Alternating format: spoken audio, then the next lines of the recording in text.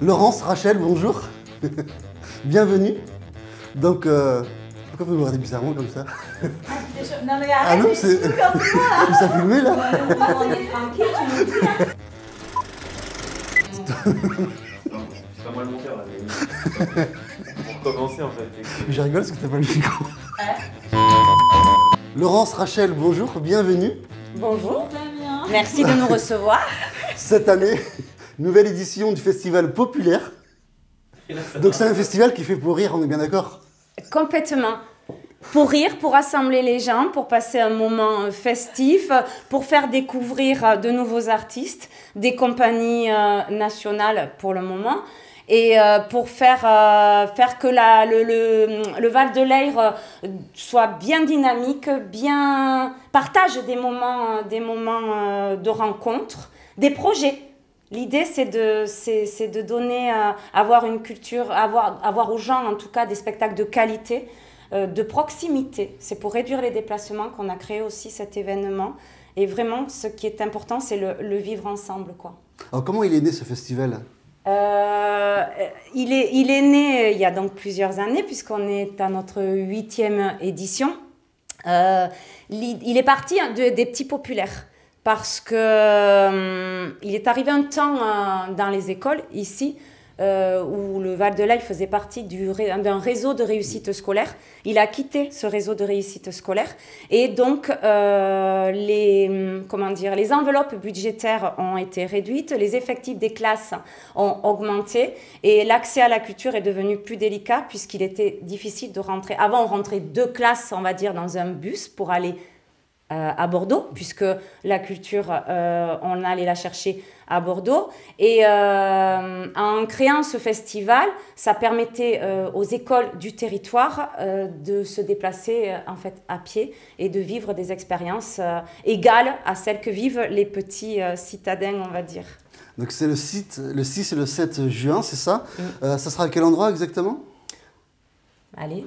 Alors, le 6 et 7 juin, du coup, au Parc du Château, à Salles. Voilà, donc on a vraiment voulu inscrire le festival dans un endroit, dans un endroit qui a une valeur symbolique, puisque c'est quand même notre patrimoine sur le Val de Leyre. Du coup, c'est un patrimoine historique. Oui, du Val de Leyre. Ce parc du château, en plus, récemment, vous êtes au courant, a été du coup acquis par la commune de Salles. Donc c'était l'écrin idéal, arboré, cadre naturel, voilà, pour inscrire ce festival. Donc voilà, ça fait plusieurs éditions déjà que le festival se tient dans le parc du château. Voilà. Donc un festival ouvert à tous, gratuit? Oui, alors gratuit. La gratuité était pour nous effectivement quelque chose que nous défendons puisque nous voulons une culture accessible à tous. Cette année, ça sera une entrée participative parce qu'il faut savoir qu'un festival, ça coûte de l'argent. Voilà, ça coûte de l'argent, bien sûr qui ne vont pas dans les poches de l'association. C'est vraiment des fonds qui sont pour l'aménagement, qui sont alloués à l'aménagement du site, à la rétribution des compagnies.